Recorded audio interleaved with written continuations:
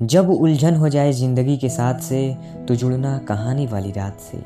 एक बार की बात है, एक गांव में एक बूढ़ा आदमी रहता था। वह बूढ़ा आदमी अपने बेटे से बहुत परेशान था क्योंकि उसका बेटा बहुत नालायक और कामचोर था। वह कोई काम नहीं करता था और बस गांव में इधर उधर घूमा करता था। तो एक दिन उस बूढ़े आदमी ने अपने बेटे को सबक सिखाने का सोचा।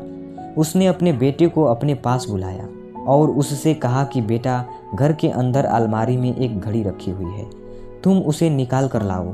लड़का घर के अंदर गया और उस घड़ी को बाहर निकाल कर लाया। फिर उसके पिता ने उससे कहा कि अब तुम एक काम करो, इस घड़ी को अपने साथ बाजार में लेकर जाओ और जितने लोग भी तुम्हें मिलेंगे सबसे तुम इस घड़ी की कीमत पूछ कर आना।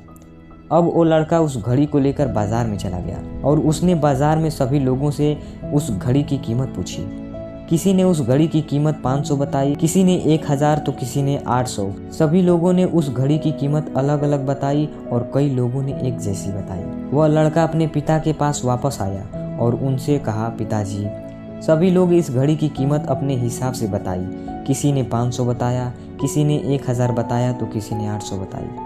अब उस बूढ़े आदमी ने अपने बेटे से कहा कि ठीक है, घड़ी को तुम अलमारी में रख दो और जाओ। अब अगले दिन फिर से उस बूढ़े आदमी ने अपने बेटे को अपने पास बुलाया और उसे फिर से अलमारी से घड़ी लाने को कहा। लड़का फिर जाता है और अलमारी से घड़ी निकाल कर लाता है और उस बूढ़े आदमी ने अपने बेटे से कहा कि बेटा, जाओ और आज तुम इस घड़ी के अंदर जो समय चल रहा है उसकी कीमत पूछ कर आओ। लड़के को समझ नहीं आ रहा था कि उसके पिताजी उससे क्या करवाना चाह रहे हैं। वह दुखी मन से फिर से घड़ी को लेकर बाजार में चला जाता है और सभी लोगों से उस घड़ी के अंदर जो समय चल रहा था उसकी कीमत पूछता है। लोगों को लगता है कि इस लड़के की मानसिक स्थिति ठीक नहीं है। कल यह घड़ी की कीमत पूछने आया था और आज समय पूछ रहा है। बहुत से लोगों ने उसे भगा दिया और कुछ लोग उस पर हंसने लगे। अब लड़का परेशान हो जाता है और सोचता है कि यह मेरे साथ क्या हो रहा है। तभी वह आखिरी बार एक बूढ़े आदमी की दुकान पर जाता है। वह बूढ़ा आदमी बहुत व्यस्त था। वह लड़के का सवाल सुनते ही समझ गया कि लड़का उससे क्या पूछना चाह रहा है। उस बूढ़े आदमी ने अपना कुछ समय निकालकर लड़के से कहा, बेटा, यह जो समय है ना, जिसकी तुम कीमत पूछ रहे हो, इसकी कोई कीमत नहीं लगा सकता।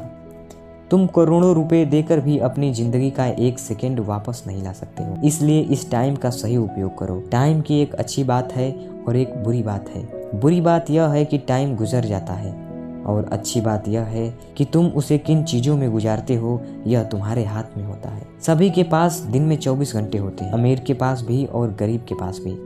बस यह तुम्हारे हाथ में है कि उस टाइम से क्या नया कर सकते हो। अपने एक एक पल का हिसाब रखो कि तुम उन्हें किन चीज़ों में उड़ा रहे हो। उस बूढ़े आदमी की बात सुनकर उस लड़के की आंखों में आंसू आ गए। उस लड़के की आंखें खुल गईं, मानो उसमें एक बड़ा सा बदलाव आ गया हो। फिर वह अपने पिताजी के पास उस घड़ी को लेकर गया और उन्हें सारी बात बताई और उस दिन के बाद से उस लड़के की जिंदगी बदल गई। दोस्तों कहते हैं कि टाइम सबके लिए फ्री है, लेकिन वह प्राइसलेस है।